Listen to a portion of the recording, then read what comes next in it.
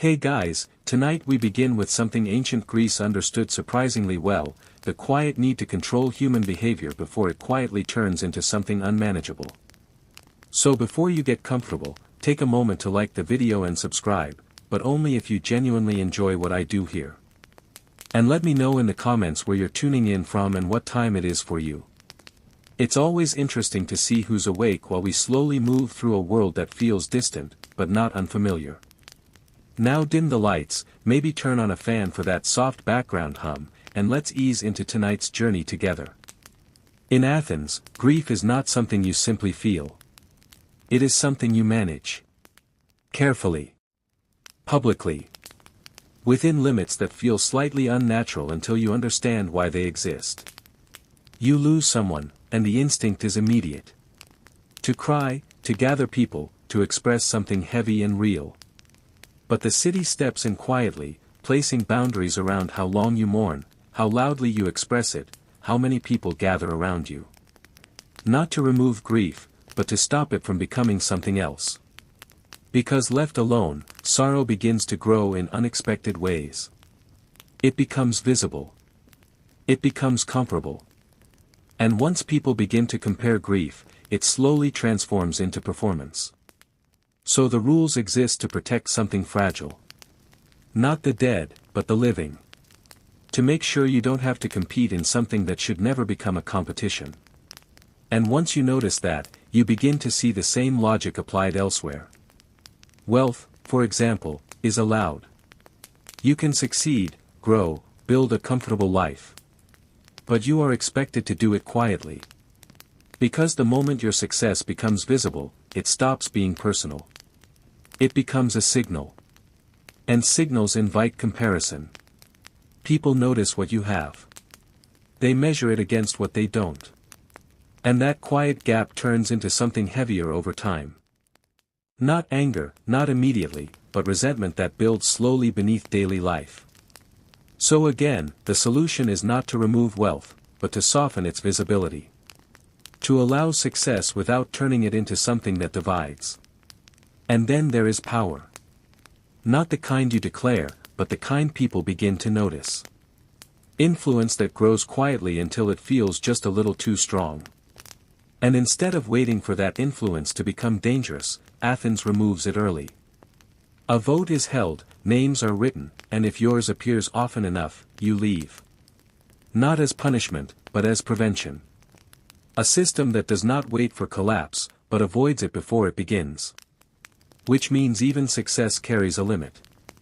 Not because it is wrong, but because too much of it, in the wrong place, begins to shift balance. And that balance extends into something as simple as speaking.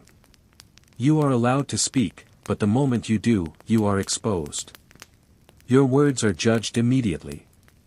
There is no distance, no protection, no quiet space to fail without consequence. So you learn quickly.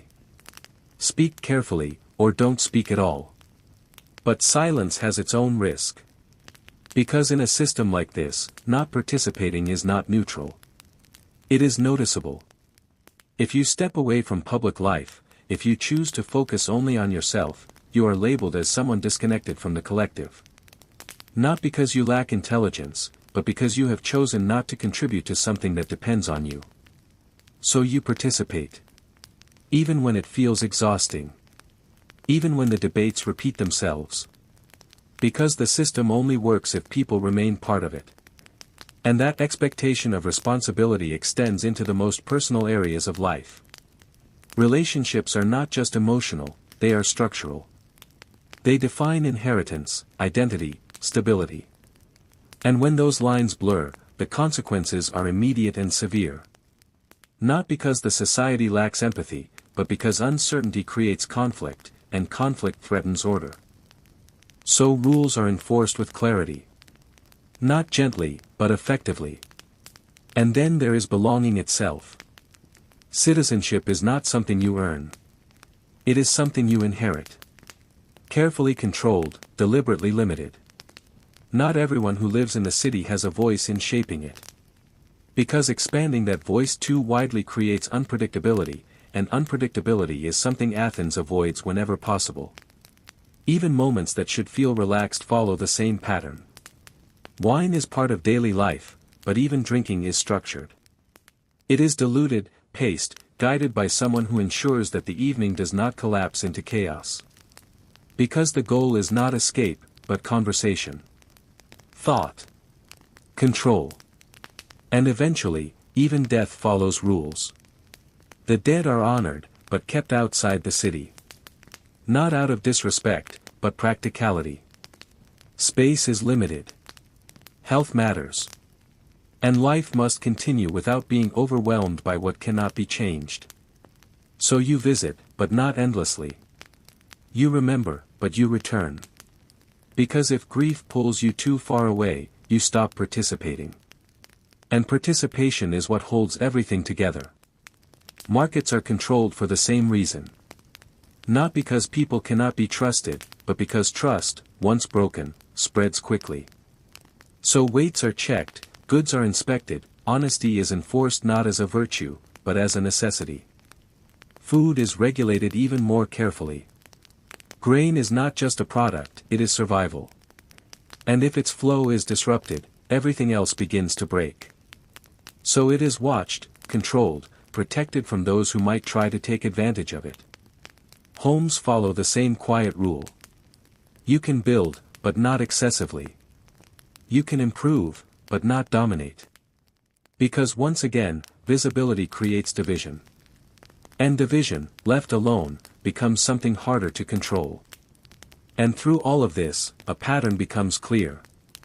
Nothing is completely forbidden. But nothing is completely free. Everything exists within boundaries designed to prevent extremes. Not eliminate them, just keep them from growing large enough to disrupt the balance. And as that realization settles, as the quiet structure of Athens becomes something almost familiar, the world shifts again.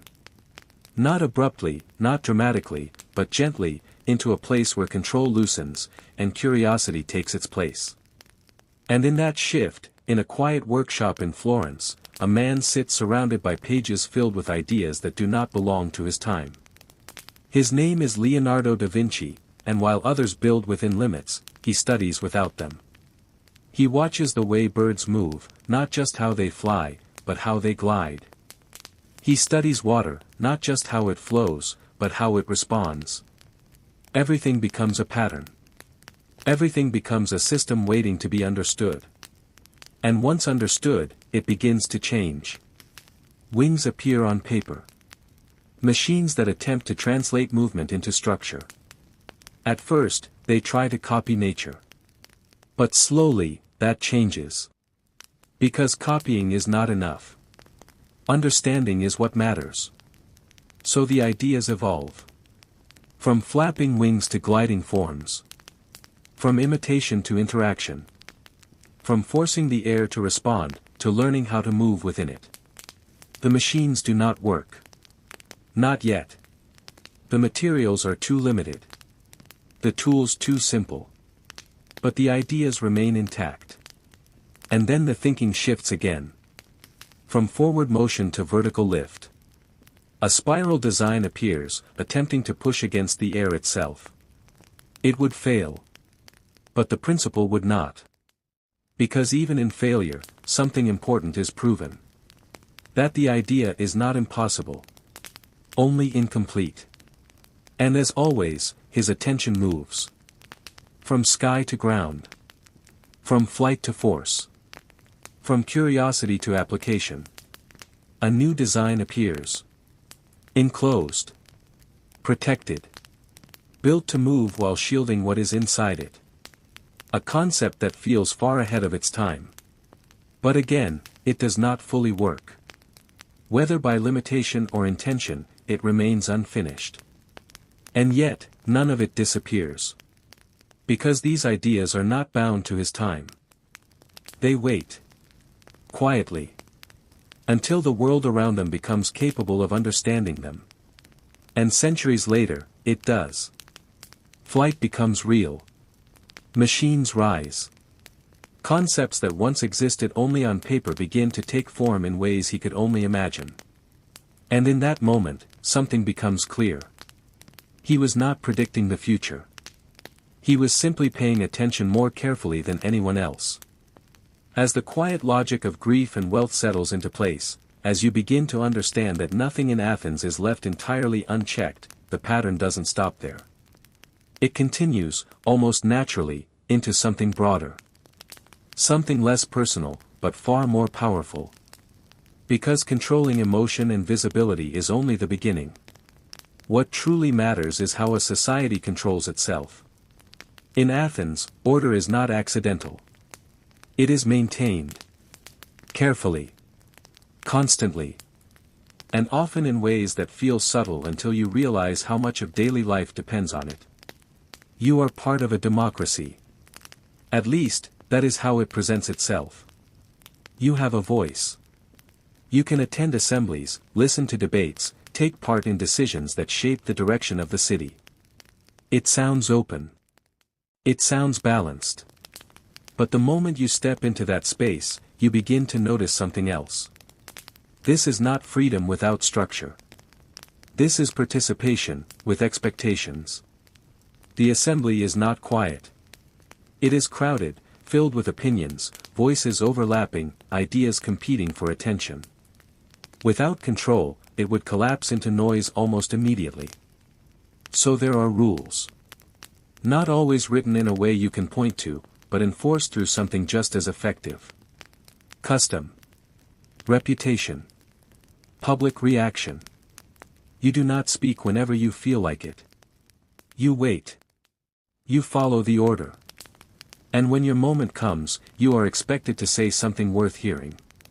Because the audience is not passive. They are present. Listening closely.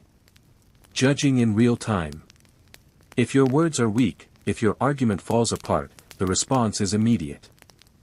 Not polite silence, but interruption, laughter, dismissal. A kind of social correction that teaches you quickly where the limits are. And that does something important. It filters who speaks. Not by law, but by pressure. Only those confident enough, prepared enough, or bold enough step forward. And even then, not all of them succeed. Which means the system, while open in theory, quietly shapes itself in practice. And that shaping extends beyond speech. Because influence is always being watched. Not openly. Not formally. But consistently. If someone begins to stand out too much, if their voice carries further than others, if people begin to listen just a little too closely, the city notices. Not because success is a problem, but because unchecked influence becomes something else over time. So instead of waiting for that influence to turn into power, Athens acts early. There is no accusation. No trial. Just a question that moves through the city once a year. Is there someone here who is becoming too much? If enough people agree, a name is written. And if that name appears often enough, the decision is made. You leave. Not as punishment in the usual sense. Your property remains. Your life continues elsewhere. But your presence, your influence, your growing weight within the city, is removed. It feels sudden. Even unfair. But from the city's perspective, it is stability. Because they have seen what happens when one person becomes too powerful. They have watched systems collapse under the weight of influence that arrived too slowly to be noticed and too strongly to be stopped. So they do not wait. They prevent. And that prevention becomes part of the structure itself. It exists quietly, in the background, shaping behavior without needing to be used constantly. Because the possibility alone is enough. The knowledge that too much attention, too much influence, too much presence could lead to removal keeps everything balanced in a way that no single rule could achieve on its own. And this is where the system reveals something deeper. Control in Athens is not always direct. It is often psychological. You adjust your behavior not because someone tells you to, but because you understand the consequences of not doing so. You speak carefully. You present yourself carefully. You remain aware of how visible you are, how influential you might appear, how far you are stepping beyond what feels acceptable. Because everything here depends on balance. Not perfect equality. Not complete freedom. But a steady middle ground where no one rises too far above the rest, and no one steps too far outside the structure that holds everything together. And once you begin to see it, it becomes difficult to ignore. This is not just a political system. It is a social one. Every action, every decision, every public moment exists within a network of expectations that guide behavior without always needing to enforce it directly. Which means the city does not just control what happens. It shapes how people think about what is allowed to happen. And that, more than any single rule, is what keeps it functioning. Because in Athens, stability is not achieved by removing freedom. It is achieved by quietly guiding it. And once that quiet guidance settles into place, once you begin to move through the city with an awareness that never quite leaves you, the system continues to unfold in ways that feel almost natural, even when they are carefully constructed. Because control here is not limited to assemblies or influence or the visible structure of power. It extends into the smaller decisions. The everyday moments that seem insignificant until you realize how many of them are quietly shaped by expectation. You learn to measure yourself without being told. Not just what you say, but how often you say it. Not just what you do, but how it appears to others. Because appearance, in a city like this, is never entirely separate from reality. It feeds into it. It influences it. It becomes part of how you are understood. And understanding, here, is not neutral. Reputation builds slowly. Through consistency. Through observation. Through the accumulation of moments that seem small on their own but begin to form a pattern over time. People notice how you behave. How you speak. How you participate. And those observations do not disappear. They stay. They shape how others respond to you long before you realize it. Which means your place in society is not fixed, but it is not entirely fluid either. It is something you maintain. Carefully. Quietly. Through choices that feel ordinary but carry weight you don't always see. And because reputation matters, speech becomes something you handle with care. You can argue. You can disagree. You can challenge ideas openly. But there is a line. A boundary that separates argument from accusation. And crossing that line is not taken lightly. If you damage someone's reputation without cause, if you turn disagreement into something personal and public, there are consequences. Not just social, but legal. Because in a system where trust holds everything together, false claims are not harmless. They are disruptive. They weaken the structure that depends on people believing what they hear. So you learn to speak with intention. Not because you are restricted, but because you are responsible for the impact of what you say. And that responsibility does not end in conversation. It follows you into action. Because being part of this system is not passive. You are not simply protected by it. You are expected to support it. To contribute to it. To stand with it when it is tested. And when the city calls for war, that expectation becomes immediate. There is no distance between decision and consequence. No separation between those who choose and those who act. If you are a citizen, you are part of both. One day you are listening to debates. The next, you are standing in formation, your safety tied directly to the people beside you. It changes the way decisions are made. Because war is no longer abstract. It is not something that happens somewhere else. It is something you carry with you the moment it is chosen. And that creates a kind of accountability that cannot be ignored. You think differently when you know you will face the outcome yourself. And once again, the system reveals its logic. Control is not about restriction alone. It is about connection. Linking actions to consequences so directly that they cannot be separated. And that same principle appears in quieter places as well. In the marketplace, where trade might seem free at first glance, but is watched closely. Not because people are assumed to be dishonest, but because the cost of dishonesty spreads too far.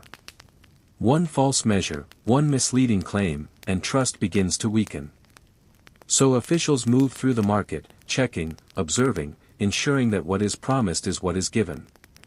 Not perfectly. Not constantly. But enough to make dishonesty feel risky. And when risk outweighs reward, behavior adjusts. The same is true with food. Grain is not treated as just another product. It is stability itself.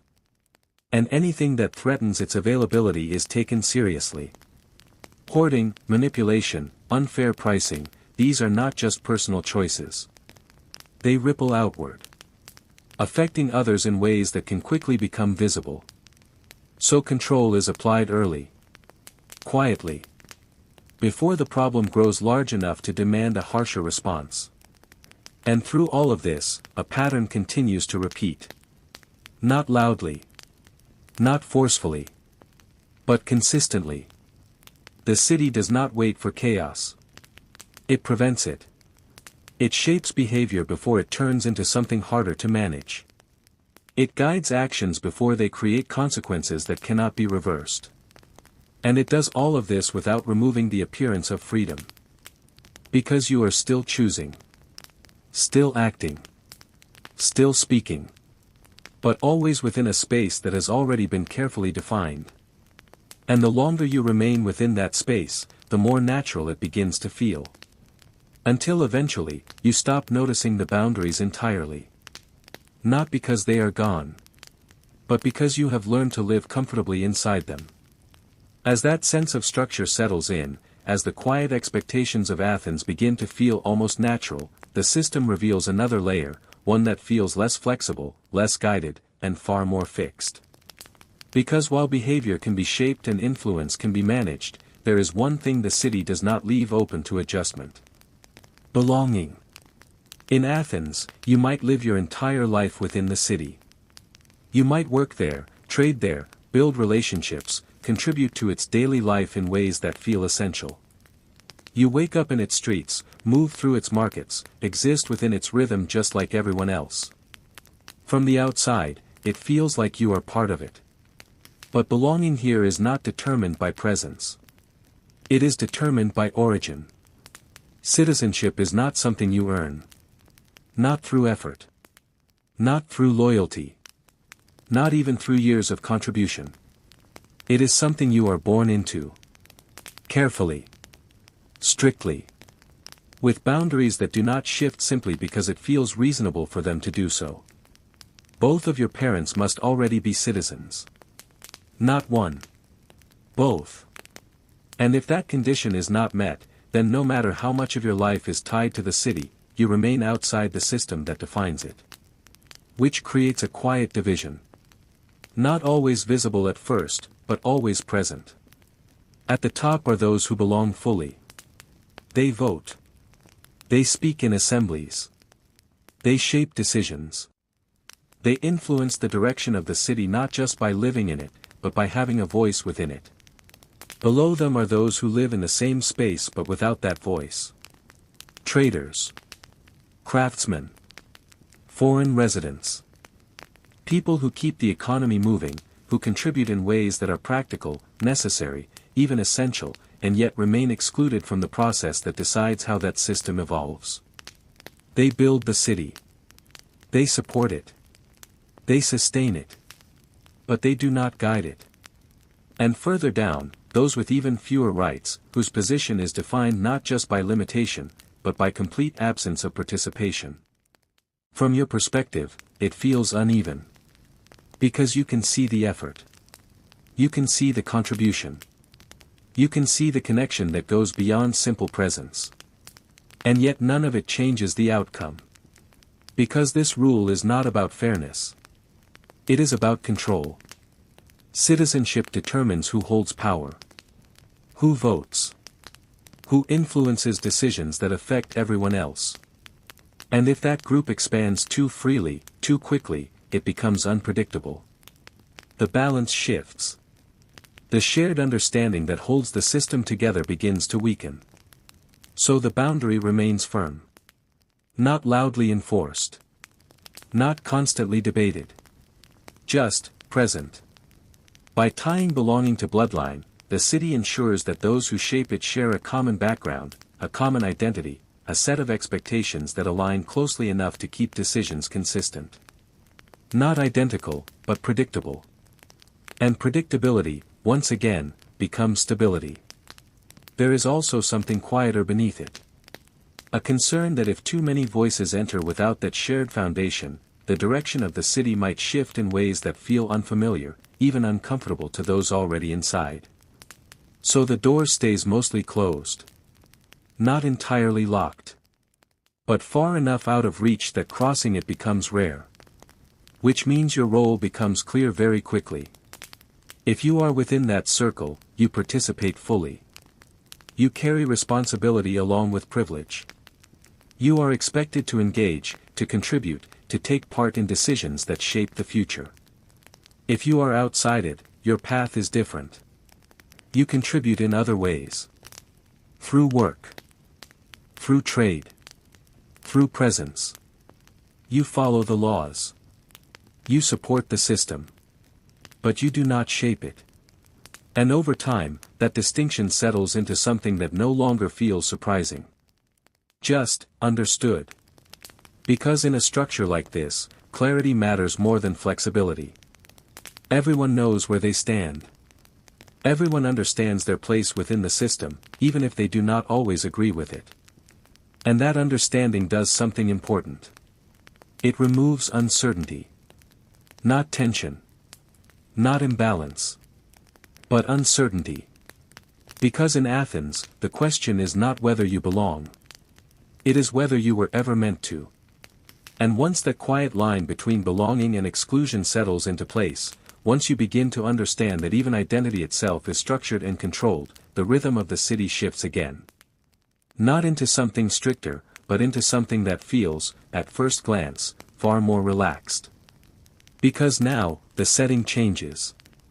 The tension softens. The rules loosen slightly. Or at least, that's how it appears. Because in Athens, even relaxation has structure. You are invited to an evening gathering. A symposium. It sounds simple. A place to drink, to talk, to unwind after the day. Something social. Something easy.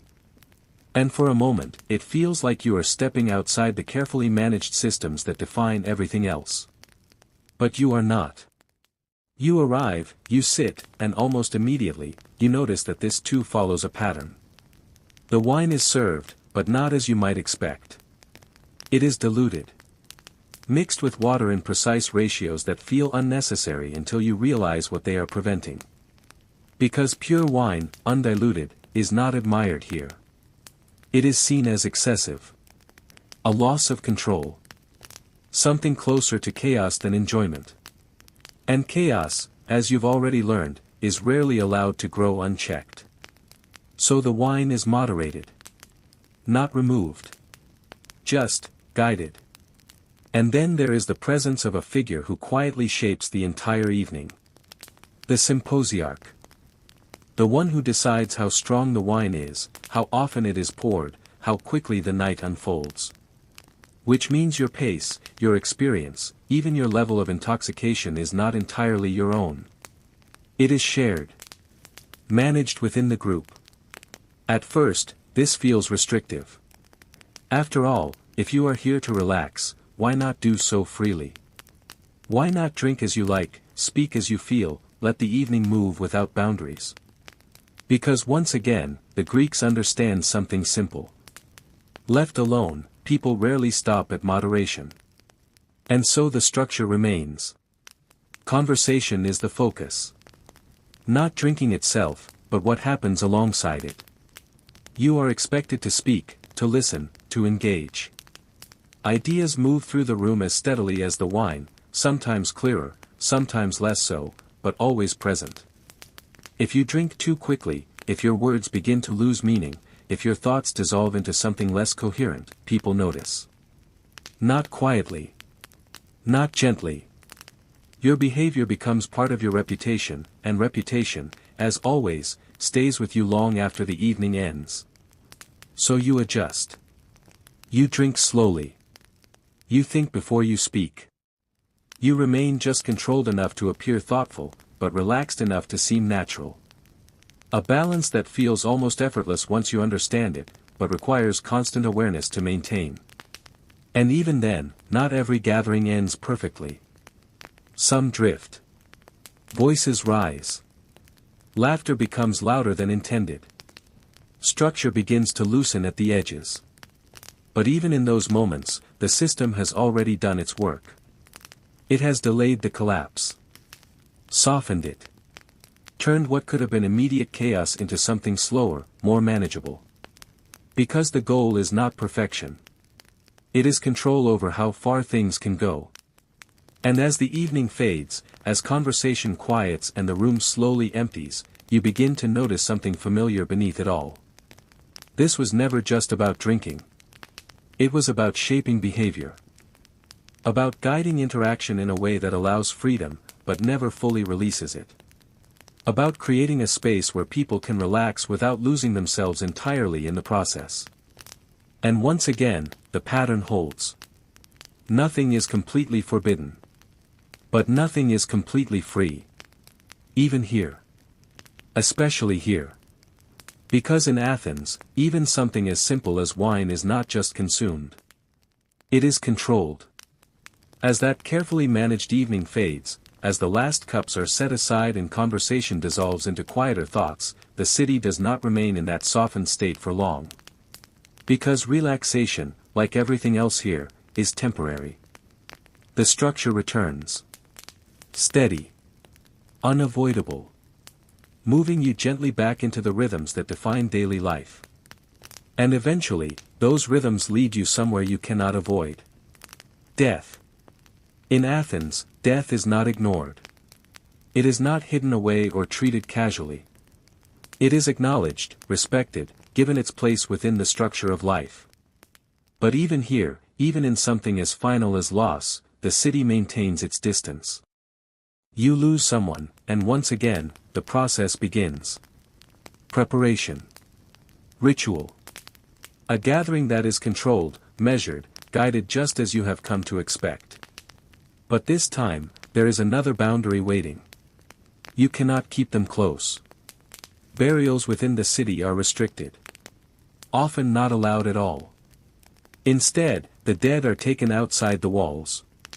Placed along roads, in designated areas where they remain present, but separate. Close enough to remember. Far enough not to interfere. At first, it feels inconvenient. Even cold. Because the instinct is simple. You want them near. Somewhere familiar. Somewhere you can return to without effort. Somewhere that feels like they are still part of the world you move through every day. But the city disagrees. Not out of indifference. Out of practicality.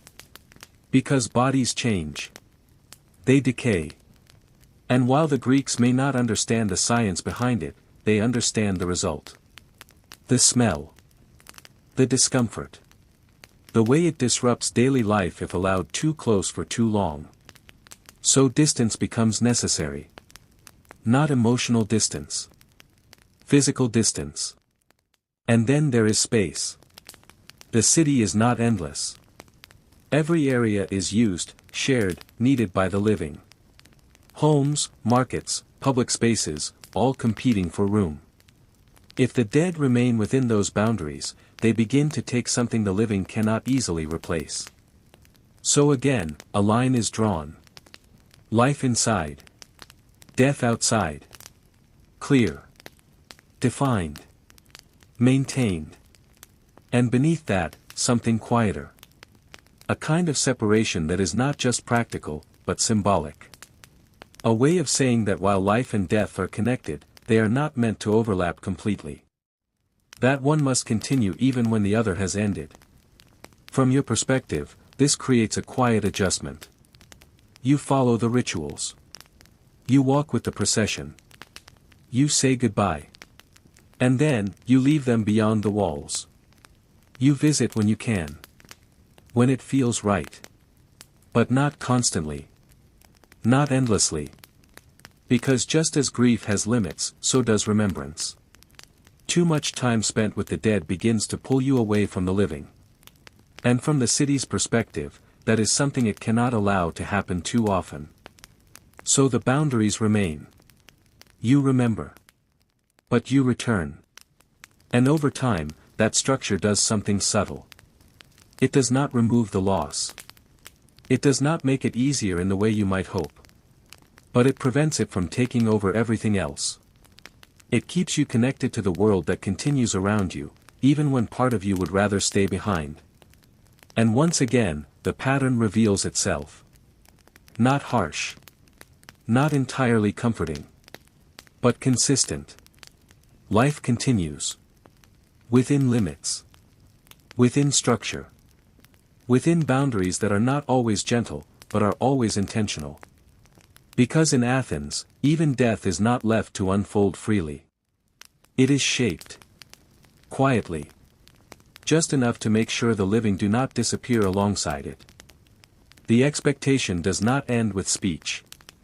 It follows you into something far less comfortable, far less optional, and far more real. War. In Athens, being a citizen is not just about having a voice in the assembly. It is about standing behind the decisions that voice helps create. And when those decisions lead to conflict, there is no distance between you and the outcome. You do not watch from afar. You go. If you are a male citizen of the right age, you are expected to serve. Not as a distant supporter. Not as an observer. But as part of the line itself. One day you are listening to debates, weighing arguments about strategy and policy. The next, you are holding a shield, standing shoulder to shoulder with others who were making those same decisions not long ago. And suddenly, everything feels different. Because war is no longer an idea.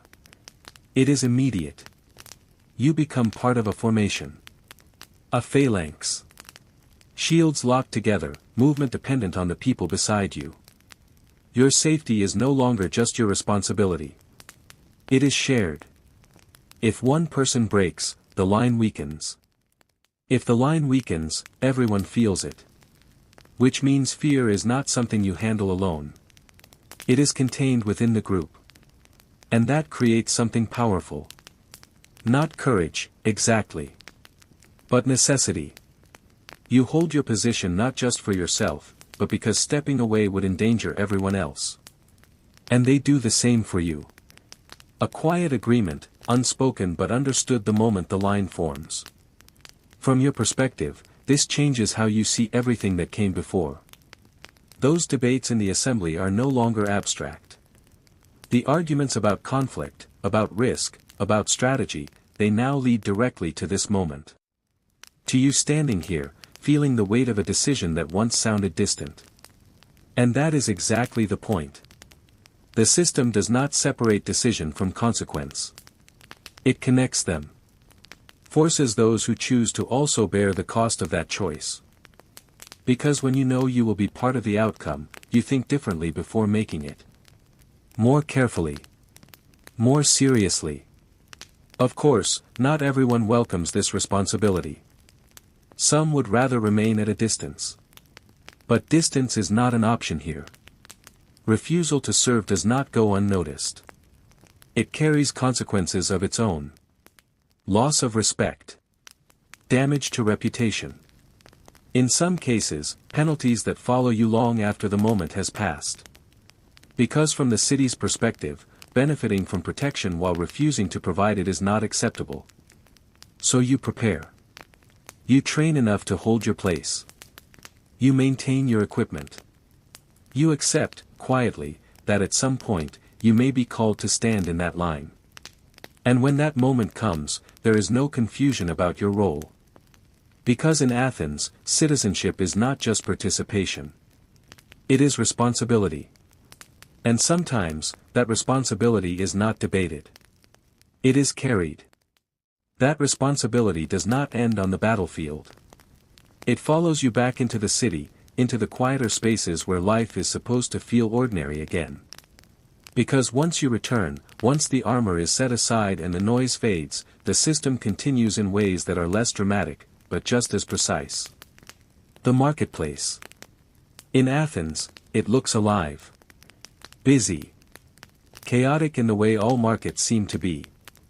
Voices overlap, goods are displayed, people move between stalls with the familiar rhythm of buying and selling. At first glance, it feels like freedom. Trade happening naturally, without interference. But that impression doesn't last long. Because here, someone is always watching. Not in a distant or hidden way, but directly. Officials move through the market, checking, observing, measuring. Their role is simple. Make sure what is being sold is exactly what is being claimed. Nothing more. Nothing less. Which immediately limits your choices. If you are selling goods, you cannot quietly adjust your scales to favor yourself. You cannot dilute your product and hope no one notices. You cannot present something as high quality when it clearly isn't. Or at least, you can try.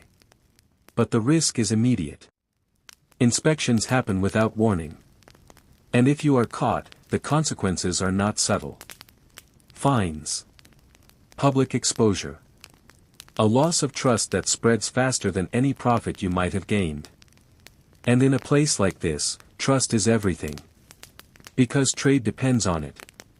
Not just individual transactions, but the system as a whole. If buyers begin to doubt what they are purchasing, if sellers begin to push boundaries too far, the entire structure weakens. People hesitate. Transactions slow. Confidence disappears.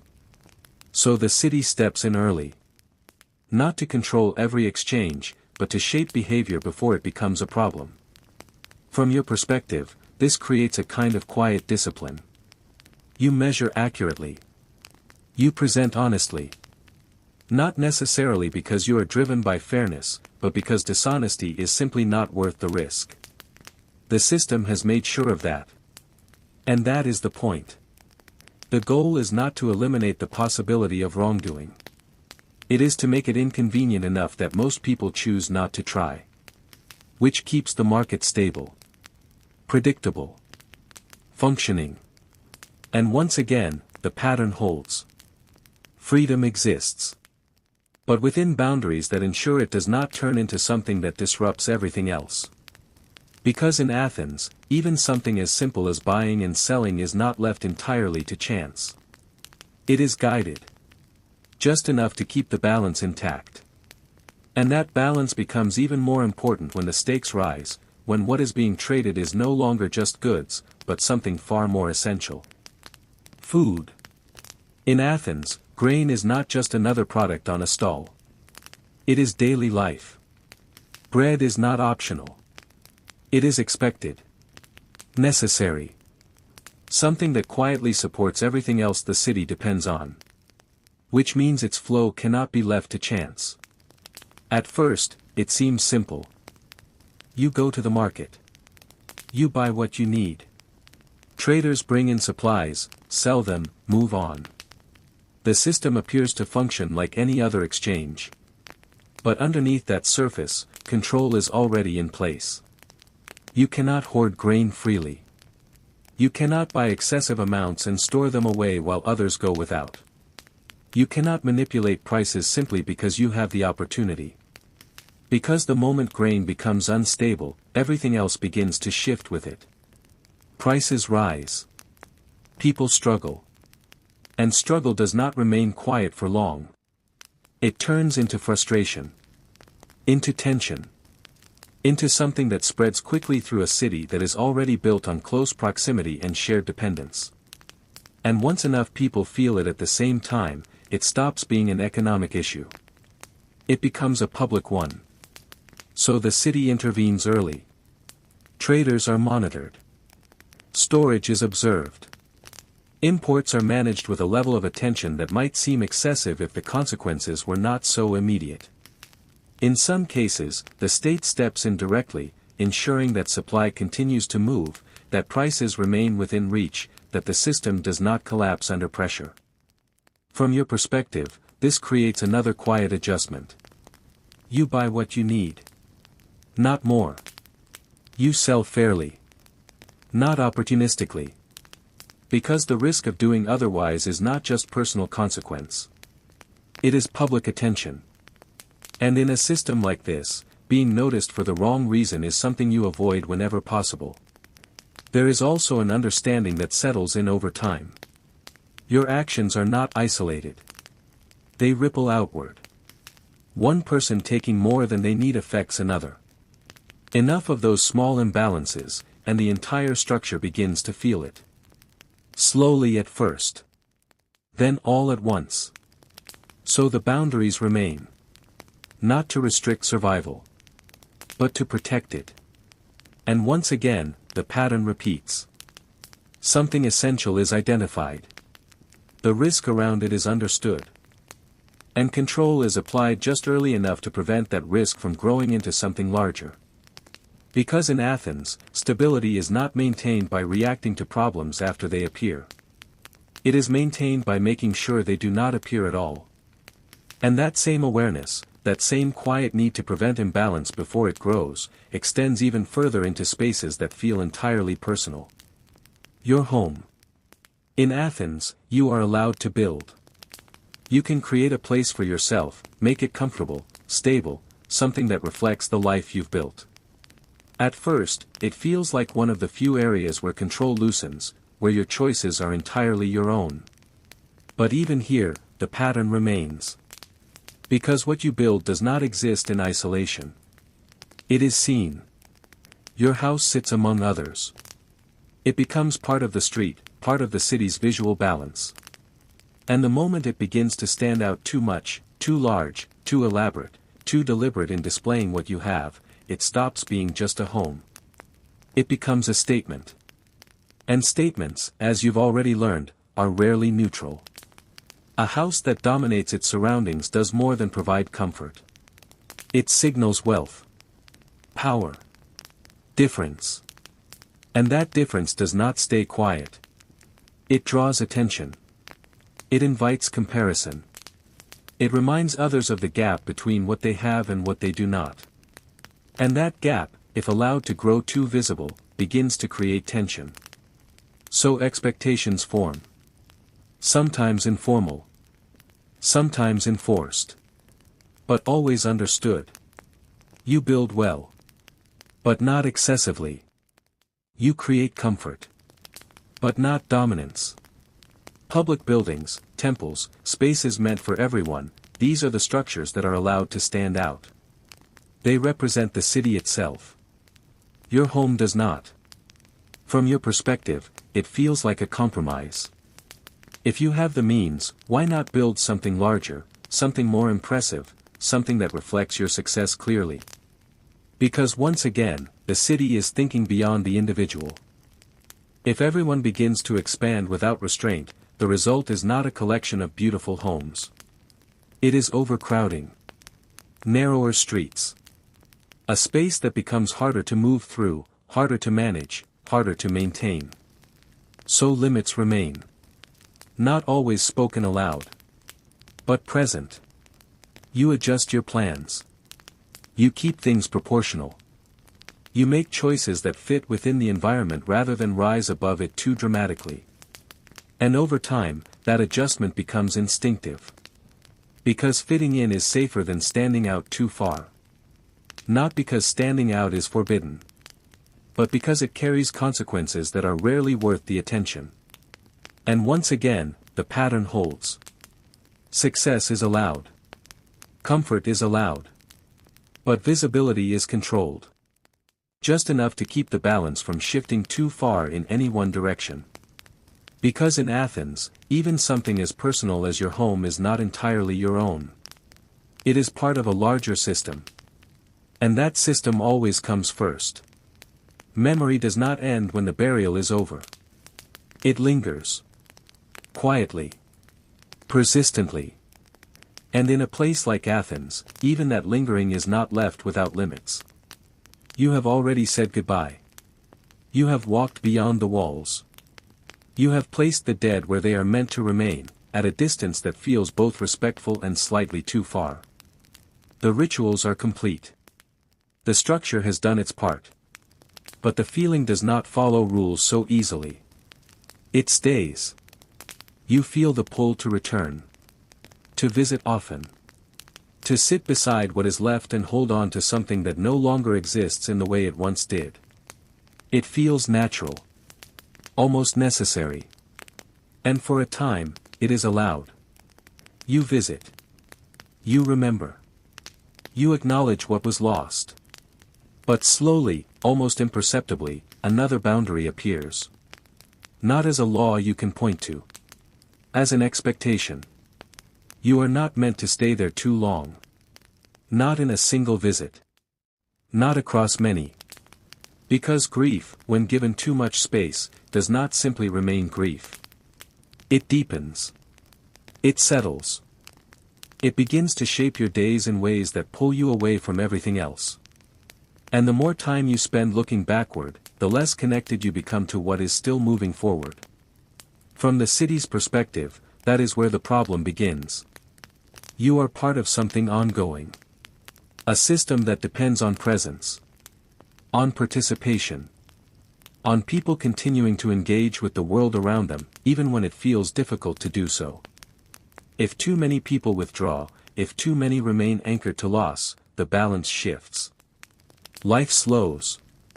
Responsibilities are neglected. The quiet rhythm that holds everything together begins to weaken. So the boundary remains. You mourn. But not indefinitely. You visit. But not constantly. You remember. But not at the cost of everything else. From your perspective, it creates a tension that never fully disappears. Part of you wants to stay. To return again and again, to keep something alive through repetition, through presence. The other part is pulled forward.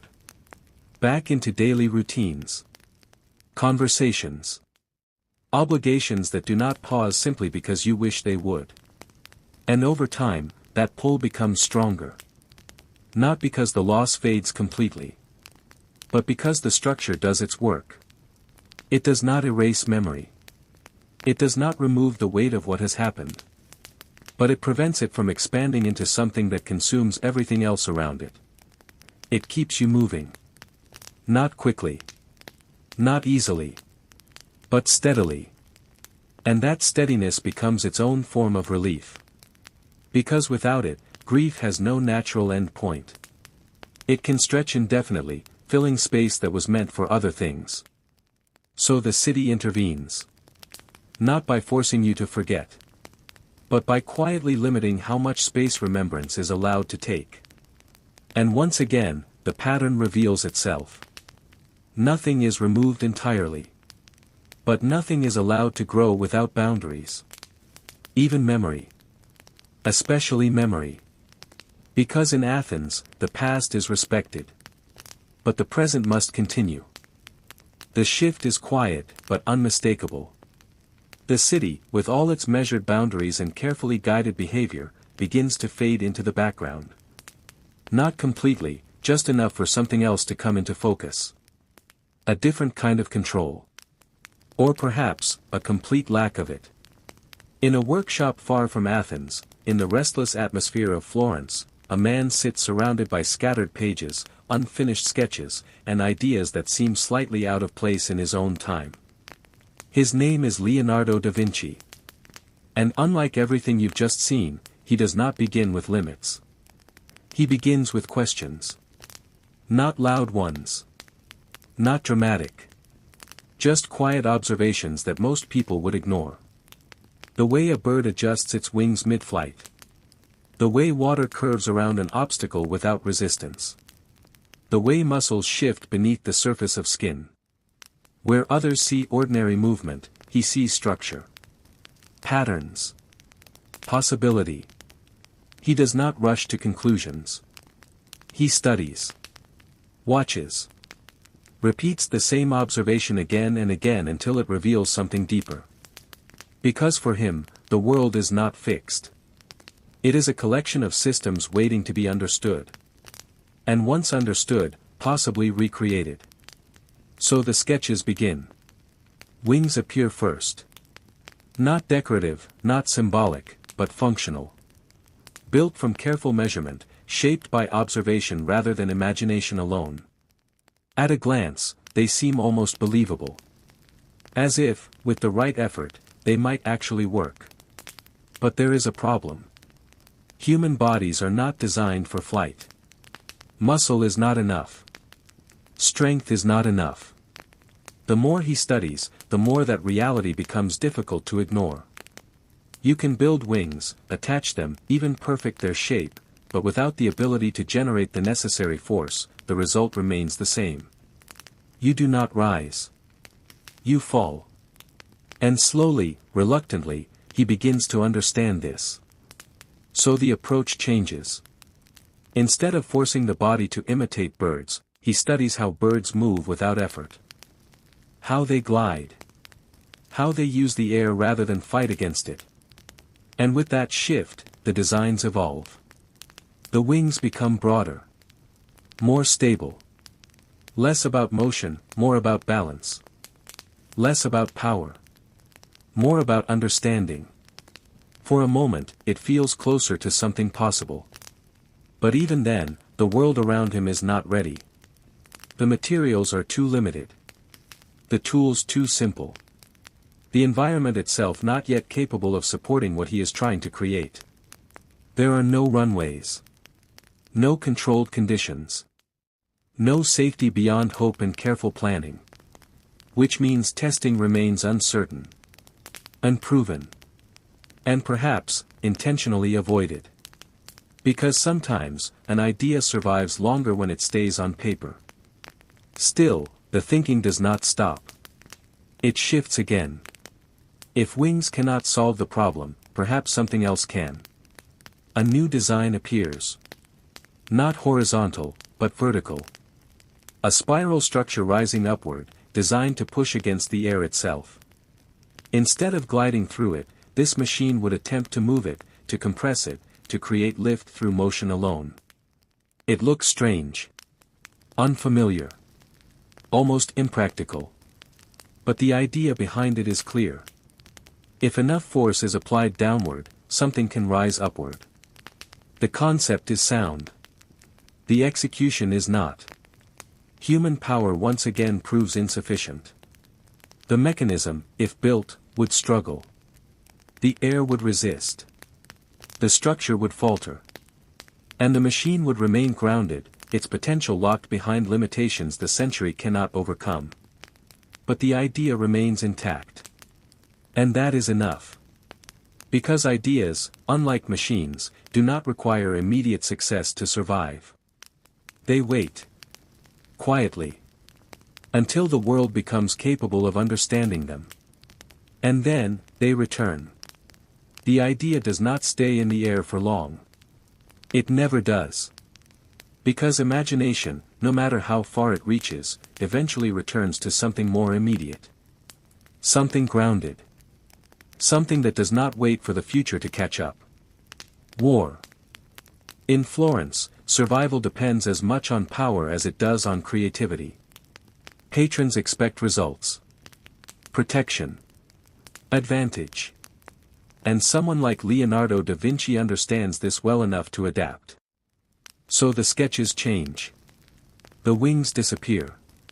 The spirals fade into the margins. And in their place, something heavier begins to take shape. An armored structure. At first, it looks almost like a shell. Rounded. Enclosed. Built to protect what is inside it. But then you notice the details. The angles of the exterior, designed to deflect impact. The wheels beneath it, allowing movement across the ground. And around its edges, openings. Not for light. Not for air. For weapons. Cannons positioned outward in every direction. The concept is immediate. Clear. This is not a defensive structure. It is movement combined with protection. A way to advance while remaining shielded.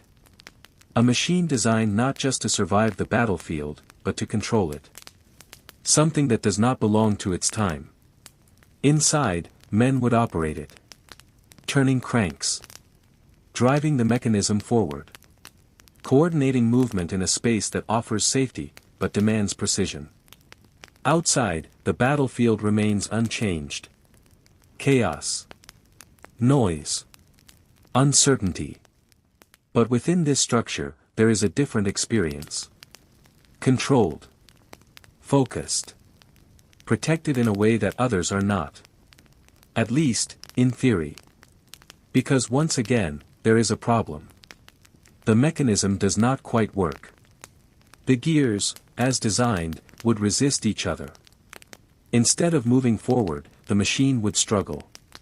Stall. Remain in place while everything around it continues without it. A powerful idea, held back by a flaw that prevents it from becoming real. And here, the question appears. Was it a mistake? Or something else? Because Leonardo da Vinci is not blind to the consequences of his work. He understands what a machine like this could do if it functioned exactly as intended. The advantage it would provide. The imbalance it would create. And there is a possibility, quiet but persistent, that the flaw is not accidental. That it is placed there deliberately. A limit, inserted into a design that might otherwise go too far. It cannot be proven. But it fits. Because even in a mind that pushes beyond its time, there is still an awareness of consequence. Of what happens when an idea becomes too effective, too powerful, too capable of changing things in ways that cannot be undone. So the machine remains incomplete. Not useless. Not forgotten. Just, unfinished. And like everything else he creates, it does not disappear. It waits. Because the concept itself is enough. The combination of mobility, protection, and force will return. Not immediately. Not in his lifetime. But eventually. Refined. Rebuilt. Supported by materials and knowledge that did not exist when he first imagined it. And when it does, the connection becomes clear. This was never just a sketch. It was the beginning of something that would take centuries to fully arrive. A quiet reminder that ideas do not need to succeed immediately to matter. They only need to exist. Long enough for the future to find them again. And even that is not where it ends. Because the ideas do not stop with machines that might one day work. They continue into everything he observes, everything he studies, everything he refuses to ignore. In Florence, the workshop is never truly still. Pages gather. Notes fill margins. And at the center of it all, Leonardo da Vinci keeps returning to the same quiet habit. Watching. Not casually. Not briefly. But with a level of attention that feels almost excessive. The way water moves through a narrow space. The way it curls, slows, accelerates, shifts direction without resistance. To most, it is background. To him, it is instruction.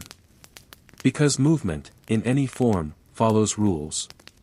And if those rules can be understood, they can be applied. So the sketches change again. Less dramatic now.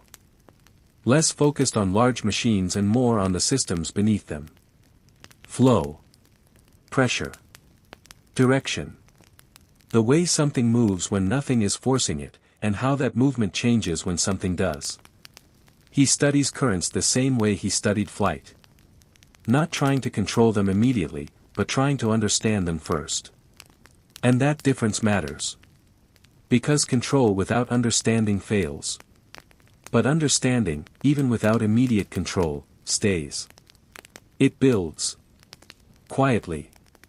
Over time. And slowly, the connections begin to form. Air and water are not so different. Movement is not random. Structures can guide it, shape it, redirect it if designed correctly.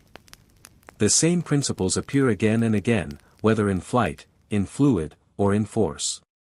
Everything links. Everything returns to the same patterns. And this is where his work becomes something else entirely. Not invention in the usual sense, but exploration. A process of noticing what already exists and asking what it could become. Because he is not just trying to build machines.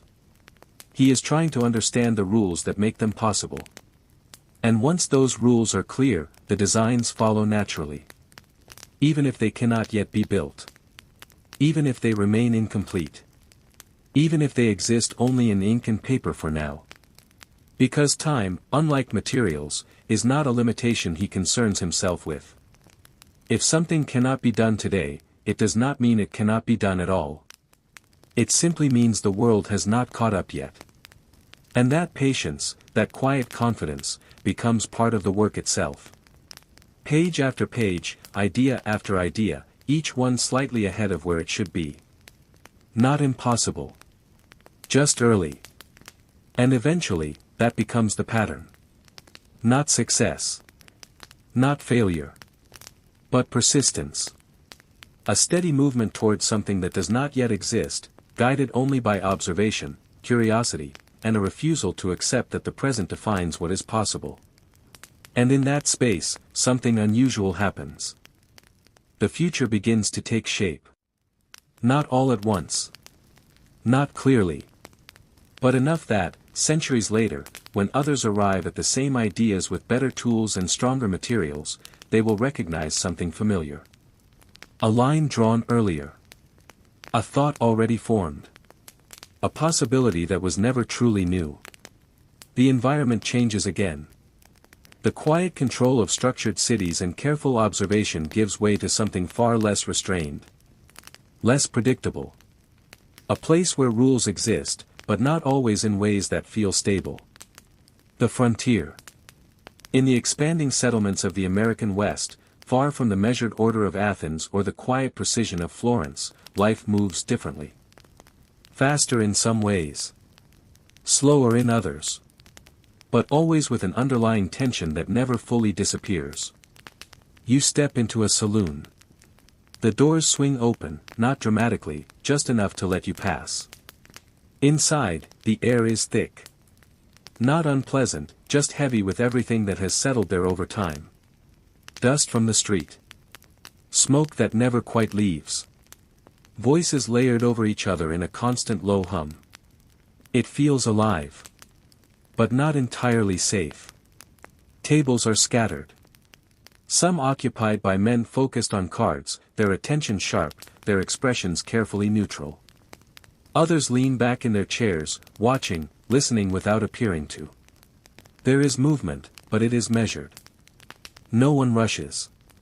No one needs to. Behind the counter, bottles line the shelves.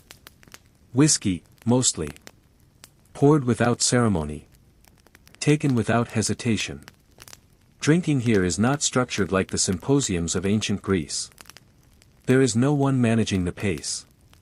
No quiet expectation of philosophical balance. Here, the rules are different. You drink as you choose. But you carry the consequences immediately. Because unlike controlled environments, this space does not protect you from yourself. If your judgment slips, if your voice rises too quickly, if your actions cross a line that no one has clearly defined but everyone understands, the response is not subtle. It is direct. Arguments do not remain arguments for long. They escalate. Voices sharpen. Hands move. And the distance between conversation and conflict is shorter than you expect. You learn this quickly. Not through instruction. Through observation. You watch how people behave. How they speak. How they choose their words carefully, not out of politeness, but out of awareness. Because here, reputation still matters, but it is enforced differently. Not through law. Through reaction. If someone cheats at cards, it is noticed.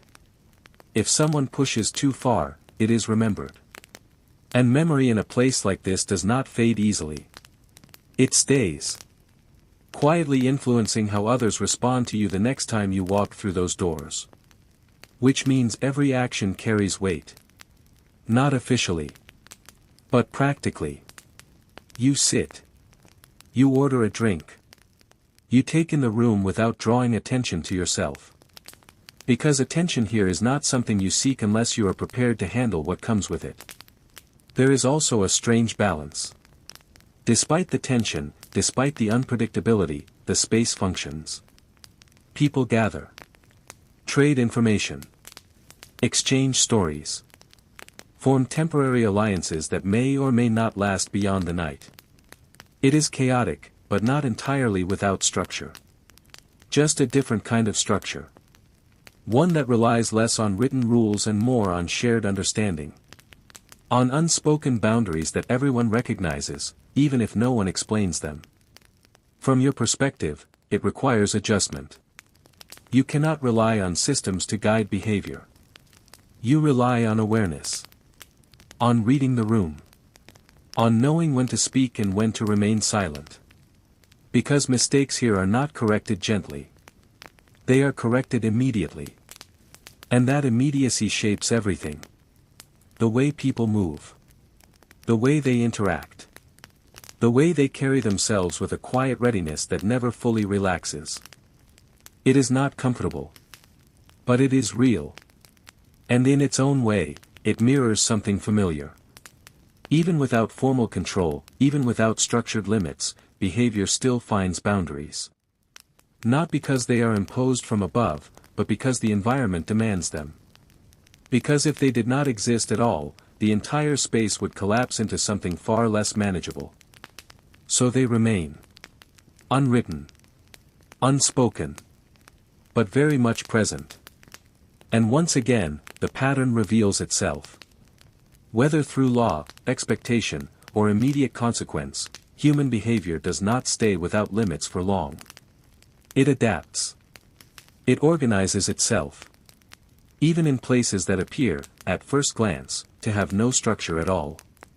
And the night does not stay still for long. It never does in a place like this. The longer you remain inside, the more the patterns begin to reveal themselves. Subtle at first. Easy to miss if you are not paying attention. But once you see them, they become impossible to ignore. The card tables grow quieter. Not less active, just more focused. Conversations narrow. Movements become deliberate. Chips shift across the surface with a rhythm that feels almost controlled, as if every decision carries a weight that extends beyond the table itself. Because it does. Money changes hands here, yes. But so does something less visible. Reputation. Trust. Position within a space where none of those things are officially defined, yet all of them matter. You notice how players watch each other. Not openly. Not obviously. But constantly. Small details. The way someone holds their cards. The timing of a bet. The slight hesitation before a move that should have been immediate. Nothing goes unnoticed. And that awareness creates its own kind of order. Not imposed. Not enforced by anyone in charge. But built collectively, moment by moment, through attention and consequence. If someone plays honestly, the game continues. If someone does not, the reaction is swift. Not loud at first. Just a shift. A pause. A recognition that something is no longer aligned with the unspoken agreement holding the table together. And then, depending on how far that line has been crossed, the response follows. Sometimes it is contained. A warning. A look that carries enough meaning to correct behavior without escalation. Other times, it moves beyond that. Faster than expected. The kind of shift that reminds you how thin the surface of calm really is. You begin to understand something important. Control here does not prevent conflict. It manages it. Keeps it just within the edges of what can still function. Because if it moves too far, if tension rises without limit, the entire space changes. The conversations stop. The movement shifts. What was once a place of gathering becomes something else entirely. And no one wants that. Not because of rules. Because of consequence. So people adjust. Constantly. You see it in the way voices rise, then lower again before they cross a certain point. In the way disagreements are pushed just far enough to be felt, but not far enough to break something that cannot be repaired. Most of the time. And when it does go further, when that balance slips, it does not linger. It resolves. Quickly. Not always cleanly. Not always fairly. But decisively enough that the space can return to its previous state, as if nothing had happened. Because that return matters. Without it, the place cannot continue. You take another drink. Slower now. Not because anyone has told you to, but because you have seen what happens when pace is not controlled. Not by structure. Not by leadership. But by understanding. You begin to mirror the room. Small adjustments. Subtle changes. A quiet alignment with the environment around you. Because standing apart from it does not make you independent here. It makes you visible. And visibility, as you've already learned, is something that comes with its own set of risks. So you remain aware. Not tense. Just attentive. Because in a place like this, awareness replaces rules. Observation replaces guidance. And consequence replaces enforcement. And somehow, despite everything, it works. Not perfectly. Not safely. But consistently enough to keep the night moving forward. Because even here, far from structured cities and carefully written expectations, the same truth holds. People do not exist without boundaries. They find them. They create them. Even when no one is there to tell them where those boundaries should be. The noise, the tension, the constant awareness of a crowded room slowly fades, replaced by something quieter. Colder. More controlled, but in a way that feels far less predictable. You are no longer in a place where behavior is negotiated moment by moment. You are inside a system. A court. A palace. A structure built not on open movement, but on position, hierarchy, and the careful management of perception. And at the center of it, though not yet fully visible, stands Elizabeth I. But not as a queen. Not yet. At the beginning, she is simply Elizabeth. A child born into a world that is already unstable, already shifting in ways she cannot control. Her father, Henry VIII, does not create calm environments. He creates change. Sudden, decisive, often irreversible. And from the moment she is born, that change surrounds her. Her mother, Anne Boleyn, rises quickly. Gains influence. Becomes central to the court. And just as quickly, she falls. Removed. Executed. Not quietly. Not gradually. But with a finality that leaves no space for doubt. Elizabeth is very young when this happens. Too young to fully understand. But not too young to feel the shift. Because in a place like this, position is everything. And when your mother disappears from that position in the most public way possible, the effect does not remain contained. It moves outward. It reaches you. Her status changes. Quietly. But completely. From princess to something less certain. Not entirely removed, but no longer secure. No longer fixed. And from that point forward, stability becomes something she cannot assume. She learns this early. Not through instruction. Through observation. The court is not loud like the saloon. It does not rely on immediate reaction. It operates through something more subtle. Words that mean more than they say. Silences that carry information. Glances that reveal alignment or distance without explanation. Nothing is direct. Everything matters. And in that environment, survival depends on understanding what is not being said as much as what is. Elizabeth adapts. Carefully. She learns when to speak. When to remain silent. When to appear present without drawing attention. Because attention here is not neutral. It places you within the shifting structure of power. And if that structure moves, you move with it. Or you fall. There are moments of education.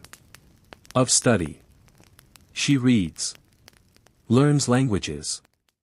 Engages with ideas that extend beyond the immediate tension of her surroundings. Not as escape, but as preparation. Because knowledge, unlike position, cannot be taken as easily. It stays. It builds. Quietly strengthening something that is not yet fully visible. From your perspective, watching this unfold, there is a constant sense of uncertainty. No decision feels permanent. No status feels secure. Everything exists within a system that can change direction without warning. And yet, within that uncertainty, a pattern begins to form. Not of control, but of adaptation. Elizabeth does not resist the instability. She studies it. Learns its movements. Understands its rhythms. Because in a system where power shifts constantly, the ability to remain steady becomes its own kind of strength. And slowly, almost imperceptibly, that strength begins to take shape. Not as authority. Not yet. But as awareness. The kind that allows someone to move through uncertainty without being defined by it. And in a world where position can be lost in a moment, that awareness becomes something far more valuable than status itself. Because it cannot be removed. Only developed. Only refined. And eventually, when the moment arrives, it will be the thing that matters most. That awareness does not remain theoretical for long. It is tested. Quietly at first, then with increasing pressure. Because in the world surrounding Elizabeth I, stability is never permanent. It only pauses between changes. After the rule of Henry VIII ends, the structure of power does not settle. It shifts again. The throne passes, decisions change direction, and the careful balance of religion, loyalty, and authority begins to tighten into something far more fragile. Elizabeth is no longer just observing. She is part of it. Under Edward VI, the atmosphere leans in one direction. Protestant reforms move forward. The court reshapes itself accordingly. For a moment, there is a sense of alignment, a structure that feels like it might hold. But it does not last. Because when Edward's rule ends, the shift is immediate. Mary I takes the throne, and with her, everything changes again. The direction reverses. Religious policy tightens. Suspicion grows. Loyalty is no longer assumed, it is examined. And Elizabeth, by position and by perception, becomes someone to watch. Not openly at first. But noticeably. Because she represents something uncertain. A connection to a different path. A possibility that others might follow if given the chance. And in a system where control depends on certainty, possibility becomes a risk. So the distance around her narrows. Her movements are observed. Her actions considered. Even silence begins to carry meaning, interpreted in ways she does not always control. From her perspective, this is no longer about learning the system. It is about surviving within it. Carefully. Every choice matters. Every word. Every absence of a word. Because anything can be read as intention. And intention, in this environment, can quickly become accusation. There are moments when that pressure becomes visible. Interrogation. Suspicion that edges towards something more formal. The kind of attention that does not pass quickly once it settles. And for a time, the uncertainty becomes sharper. More immediate. More dangerous. But even here, the same pattern holds. She does not react impulsively. She does not push against the pressure in a way that would confirm what others might already suspect. She remains controlled. Measured. Responding only as much as necessary, never more. Because she understands something that is not written anywhere, but exists in every part of this system. Survival is not about proving strength. It is about avoiding the need to prove anything at all. So she waits. Moves carefully. Allows time to pass without creating a reason for it to turn against her. And slowly, that patience begins to matter. Because systems like this, built on tension and suspicion, do not remain fixed forever. They shift. They open. They change direction, sometimes as suddenly as they once closed. And when that shift comes again, when the structure realigns itself in a way that creates space instead of pressure, she is still there. Unbroken. Unremoved. Still positioned within the system she learned not to fight, but to understand. And that position, once maintained long enough, begins to transform. Not immediately. Not dramatically. But steadily. From uncertainty into opportunity. Because in a world where many fall when the structure moves, simply remaining becomes its own form of advancement. And Elizabeth has done exactly that. She has remained. Long enough for the system to change around her. Long enough for the moment to arrive where survival is no longer the goal. Something else is. Something larger. Something that has been building quietly beneath everything else all along. And when that moment finally arrives, it does not feel loud. It does not announce itself with certainty or relief. It comes quietly, almost carefully, as if aware of everything that has led up to it.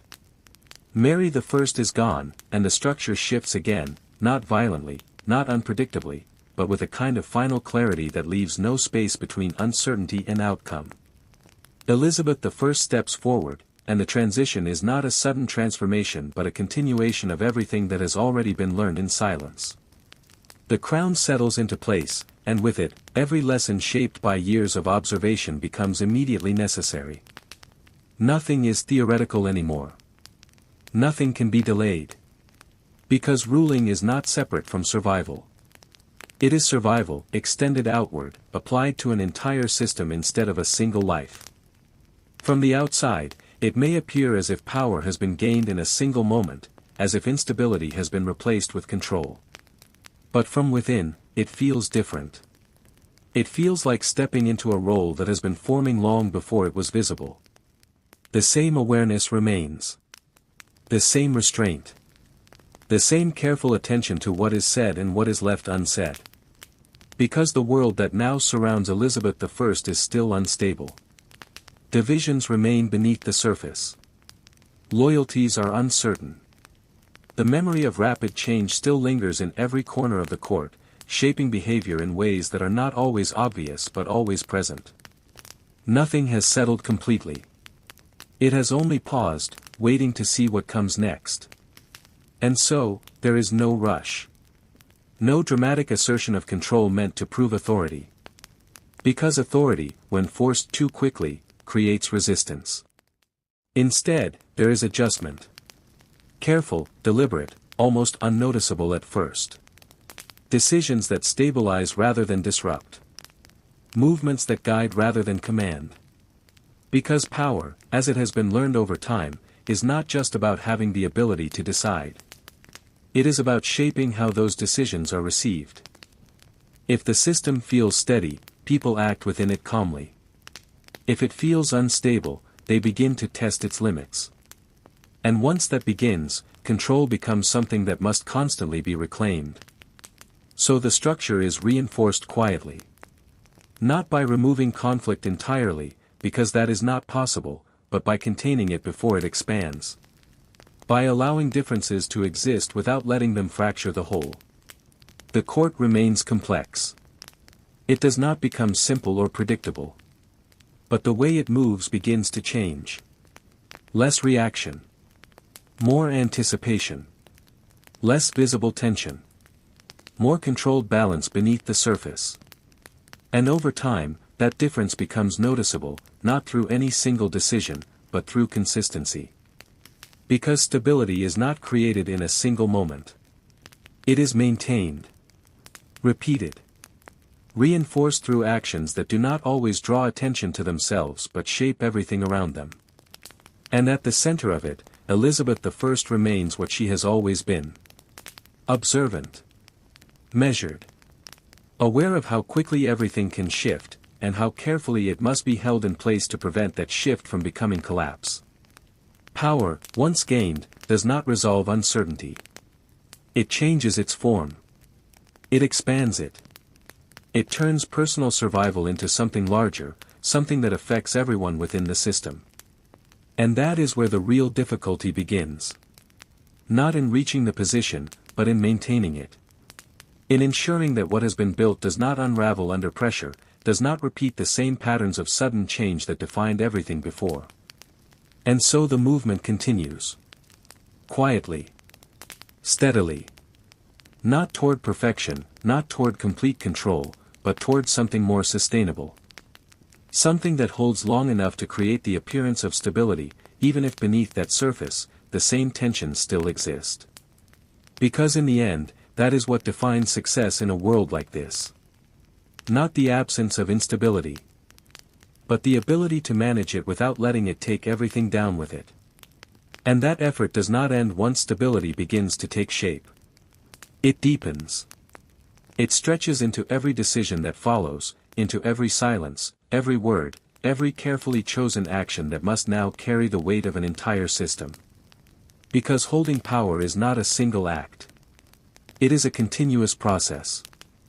And in the court of Elizabeth I, that process becomes almost invisible in its precision. There are no constant displays of force, no need to remind everyone, loudly and repeatedly, who is in control. That kind of approach would break the balance that has been so carefully formed. Instead, control is maintained through presence. Through awareness. Through the understanding that people are always watching, always interpreting, always trying to understand what lies beneath what is shown. So what is shown is deliberate. Measured. Consistent. You begin to notice how little is accidental. The way appearances are managed. The way decisions are presented, not just made. Because what people believe about power often matters just as much as how that power is actually used. If they believe it is steady, it becomes steady. If they believe it is uncertain, it begins to unravel. And so the illusion of effortlessness is maintained. Even when effort is constant. Even when every choice requires consideration of consequences that are not immediately visible. The court continues to move. Advisors speak. Opinions form. Alliances shift quietly beneath the surface. Nothing becomes simple. Nothing becomes entirely safe. But the difference now is that these movements no longer threaten to break the system every time they appear. They are absorbed. Managed. Redirected before they grow into something larger. And that redirection becomes a kind of rhythm. A pattern that repeats itself, not perfectly, but reliably enough to hold everything together. From the outside, it might look calm. Controlled. But the ability to manage it without letting it take everything down with it. And that effort does not end once stability begins to take shape. It deepens. It stretches into every decision that follows, into every silence, every word, every carefully chosen action that must now carry the weight of an entire system. Because holding power is not a single act. It is a continuous process. And in the court of Elizabeth I, that process becomes almost invisible in its precision. There are no constant displays of force, no need to remind everyone, loudly and repeatedly, who is in control. That kind of approach would break the balance that has been so carefully formed. Instead, control is maintained through presence. Through awareness. Through the understanding that people are always watching, always interpreting, always trying to understand what lies beneath what is shown. So what is shown is deliberate. Measured. Consistent. You begin to notice how little is accidental. The way appearances are managed. The way decisions are presented, not just made. Because what people believe about power often matters just as much as how that power is actually used. If they believe it is steady, it becomes steady. If they believe it is uncertain, it begins to unravel. And so the illusion of effortlessness is maintained. Even when effort is constant. Even when every choice requires consideration of consequences that are not immediately visible. The court continues to move. Advisors speak. Opinions form. Alliances shift quietly beneath the surface. Nothing becomes simple. Nothing becomes entirely safe. But the difference now is that these movements no longer threaten to break the system every time they appear. They are absorbed. Managed. Redirected before they grow into something larger. And that redirection becomes a kind of rhythm. A pattern that repeats itself, not perfectly, but reliably enough to hold everything together. From the outside, it might look calm. Controlled. Almost stable in a way that suggests permanence. From within, it is something else. It is constant attention. A continuous awareness that nothing here holds itself in place without effort.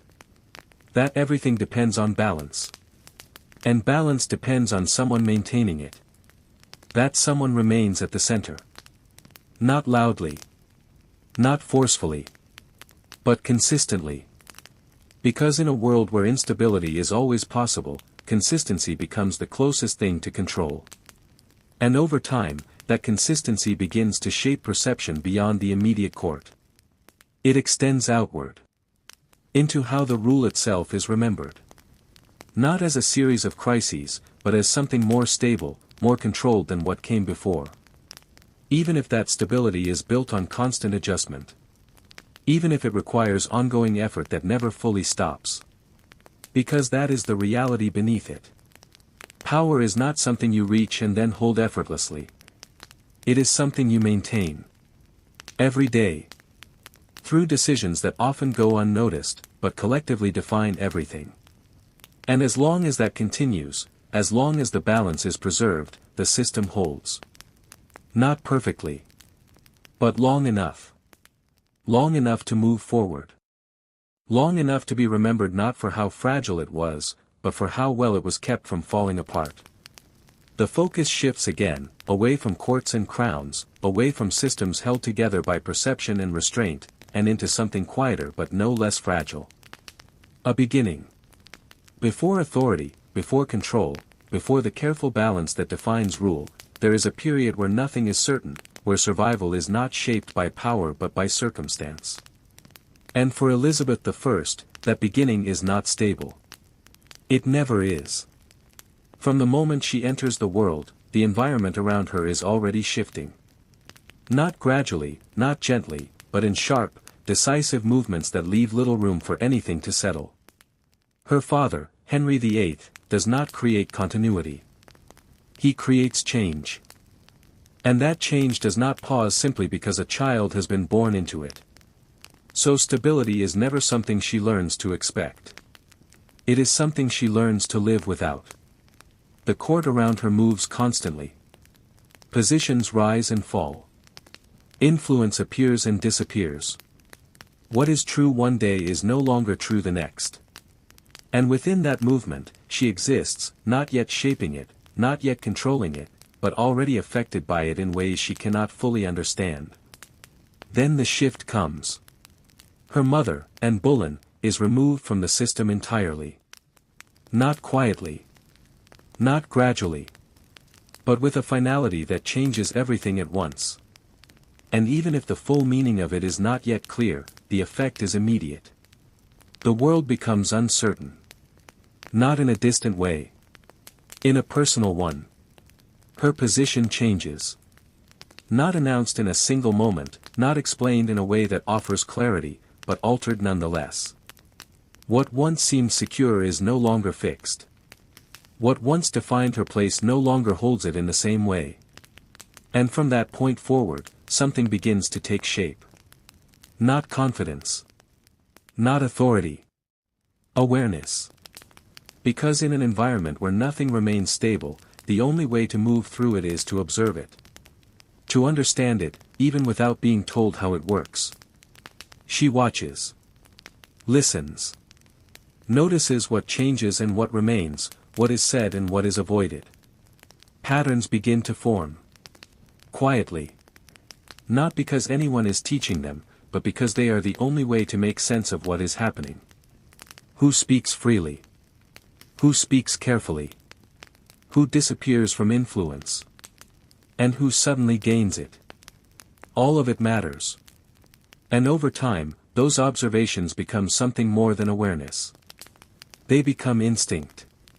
A way of moving through uncertainty without being completely controlled by it. From your perspective, watching this unfold, it does not look like preparation. There is no clear moment where it becomes obvious that this experience is shaping something larger. And that change does not pause simply because a child has been born into it. So stability is never something she learns to expect. It is something she learns to live without. The court around her moves constantly. Positions rise and fall. Influence appears and disappears. What is true one day is no longer true the next. And within that movement, she exists, not yet shaping it, not yet controlling it, but already affected by it in ways she cannot fully understand. Then the shift comes. Her mother, and Bullen, is removed from the system entirely. Not quietly. Not gradually. But with a finality that changes everything at once. And even if the full meaning of it is not yet clear, the effect is immediate. The world becomes uncertain. Not in a distant way. In a personal one. Her position changes. Not announced in a single moment, not explained in a way that offers clarity, but altered nonetheless. What once seemed secure is no longer fixed. What once defined her place no longer holds it in the same way. And from that point forward, something begins to take shape. Not confidence. Not authority. Awareness. Because in an environment where nothing remains stable, the only way to move through it is to observe it. To understand it, even without being told how it works. She watches. Listens. Notices what changes and what remains, what is said and what is avoided. Patterns begin to form. Quietly. Not because anyone is teaching them, but because they are the only way to make sense of what is happening. Who speaks freely? Who speaks carefully? Who disappears from influence? And who suddenly gains it? All of it matters. And over time, those observations become something more than awareness. They become instinct. A way of moving through uncertainty without being completely controlled by it. From your perspective, watching this unfold, it does not look like preparation. There is no clear moment where it becomes obvious that this experience is shaping something larger. It simply continues. One day after another. Building quietly without drawing attention to itself. Because survival at this stage is not about control. It is about endurance. Remaining within a system that changes without warning. Adapting without resistance that might draw attention. Learning without being seen to learn too much. And that balance is delicate. Too much visibility creates risk. Too little presence creates irrelevance. So she exists in between. Present. But careful. Engaged. But controlled. And over time, that position becomes stronger. Not externally. Internally. Because when you grow within instability, you develop something that stability alone cannot provide. An ability to adjust. To remain steady even when everything around you is not. And that ability, though not yet fully visible, becomes the foundation for everything that follows. Because long before power is given, the capacity to hold it must already exist. And here, in uncertainty, that capacity begins to form. Quietly. Without recognition. But with lasting effect. And that effect does not remain hidden forever. It stays beneath the surface, shaping reactions, guiding decisions, influencing choices in ways that are not always visible but always present. Because once that awareness is formed, it does not disappear. It becomes part of how you move through everything that follows. For Elizabeth I, the environment does not suddenly become stable. It continues to shift. It continues to test. The same patterns repeat, sometimes subtly, sometimes with enough force to remind everyone that nothing here is guaranteed to last. And within that, she continues to adapt. Not dramatically. Not in ways that draw attention. But steadily. Each change adds something. Each moment of uncertainty reinforces what has already been learned. When influence rises and falls around her, she notices the timing. When decisions are made, she observes not just the outcome, but the process behind them. Who supports whom? Who hesitates? Who speaks with confidence and who speaks with caution? None of it is random. And slowly, what once felt unpredictable begins to feel structured. Not because it becomes stable, but because it becomes understandable. The movements remain the same. The uncertainty remains. But the ability to navigate it improves. That is where the shift happens. Not in the world around her, but in how she moves within it. Because survival begins as endurance. But it does not stay there. Over time, it becomes control. Not the kind of control that forces outcomes, but the kind that anticipates them. That adjusts before something becomes a problem. That avoids risk before it fully appears. And that kind of control is quiet. It does not need recognition to function. It works beneath the surface, shaping decisions before they are even visible to others. From the outside, nothing looks dramatically different. The court still moves. The system still shifts. The same uncertainty still exists. But the difference is no longer in the environment. It is in the response to it. Because now, when something changes, it is not unexpected. When influence moves, it is not surprising. When tension builds, it is not confusing. It is anticipated. Understood. Managed before it fully forms. And that changes everything. Because once uncertainty becomes familiar, it loses its ability to control you. It no longer dictates your actions. It becomes something you move through instead of something that moves you. And that is where the foundation strengthens. Not through stability, but through adaptation that has been tested enough times to become reliable. So the process continues. Quietly. Without announcement. Without any clear moment where it becomes complete. Because it never fully does. It simply grows stronger with time. And as it does, something else begins to take shape. Not just the ability to survive within the system, but the ability to eventually stand at the center of it. To hold it together in the same way it once threatened to fall apart around her. Because what begins here, in uncertainty, does not end here. It carries forward. Into every decision that follows. Into every moment where stability must be created rather than expected. And when that moment finally comes, it will not feel unfamiliar. It will feel like something that has been forming all along. Quietly. Patiently. Waiting for the point where it is no longer just preparation, but necessity. Wine is placed before you, but not in the way you might expect. Not as something to consume freely, not as something that belongs entirely to you. In ancient Athens, even something as simple as drinking does not escape structure. It is shaped, guided, and quietly controlled long before the first cup is raised. You arrive at a gathering. A symposium. It feels social at first. Relaxed, even. People reclining, conversation already beginning to form, the atmosphere balanced somewhere between leisure and intention. But that sense of ease is carefully constructed. Because beneath it, there are rules. The wine is not served as it is. It is diluted. Mixed with water, measured deliberately, adjusted depending on the tone of the evening. To drink it undiluted would not be seen as bold. It would be seen as excessive. Uncontrolled. Almost uncivilized. And that distinction matters here. Because drinking is not about losing control. It is about maintaining just enough of it. There is also someone guiding the process. The symposiarch. Not loudly directing, not constantly interrupting, but present enough to shape how the night unfolds. They decide the strength of the mixture, the pace of drinking, the rhythm of the gathering itself.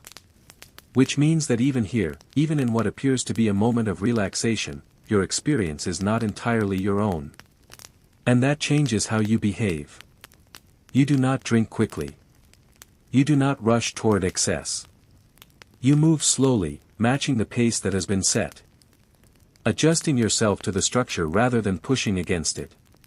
Because if you don't, it becomes noticeable. And in a setting like this, being noticeable for the wrong reasons is rarely a good thing. Conversation becomes the focus. Not just speaking, but contributing. Listening. Responding. Ideas move through the room, sometimes clearly, sometimes less so as the evening progresses, but always with the expectation that you remain part of it. That you do not drift too far into silence or too far into incoherence. Because once you cross that line, once your words lose clarity, once your presence shifts from engaged to unstable, the atmosphere changes around you. Not dramatically. Not with confrontation. But with quiet recognition. And that recognition stays with you long after the gathering ends. Reputation follows behavior here. Closely. Consistently. What you do in moments like this does not disappear. It becomes part of how you are seen. How you are remembered. And in a society where perception shapes opportunity, that matters more than the moment itself. So you adjust. You remain aware. Even as the wine softens the edges of thought, you keep enough clarity to stay within the unspoken limits. Because the goal is not to forget yourself. It is to reveal just enough of yourself without losing control of what is revealed. And that balance is not accidental. It is designed. Because the people who built this system understand something simple. Alcohol does not create behavior. It exposes it. So instead of removing it, they shape it. Contain it. Turn it into something that encourages conversation rather than chaos. Thought rather than noise. And most of the time, it works. Not perfectly. Not every gathering ends with dignity intact. But often enough to maintain the structure. Often enough to ensure that even here, in a room filled with wine and conversation, control is never fully abandoned. Because in ancient Athens, even the moments that feel the most relaxed are carefully guided. Not to limit enjoyment, but to prevent it from turning into something that disrupts everything else. The market opens early, not with ceremony, but with movement. In ancient Athens, the agora does not wait for permission to become alive. It fills gradually, then all at once. Voices rise. Goods are arranged. Buyers and sellers step into their roles as if they have always been there, because in many ways, they have. At first glance, it feels unstructured. A constant flow of exchange. Olive oil, grain, pottery, wine, fabrics, each stall presenting its own claim to attention. People negotiate. Prices shift. Hands move quickly between goods and coins. It looks like freedom. But it is not. Because beneath that surface, there is oversight. Not hidden, not distant, but present enough to be felt even when it is not immediately seen. Officials move through the market. Quietly. Consistently. Watching. Checking. Measuring. Your scales are not entirely yours. They are expected to be accurate. Not approximately. Not conveniently. Precisely. Because someone may stop. Someone may test them. And if they do, there is no room for adjustment in that moment. What they find is what defines you. So you weigh carefully. Every time. Not just when you think someone is watching, but because you understand that they might be. And that possibility is enough. The same applies to what you sell. You cannot present something as high quality if it is not. You cannot dilute, alter, or disguise goods and expect it to go unnoticed forever. Because even if it passes once, even if it works briefly, it builds something that is far more dangerous than a single mistake. It builds distrust. And distrust does not stay contained. It spreads. One dishonest seller makes buyers cautious. Caution slows exchange. Slower exchange weakens the entire system. And in a place that depends on constant movement, that kind of disruption is not tolerated.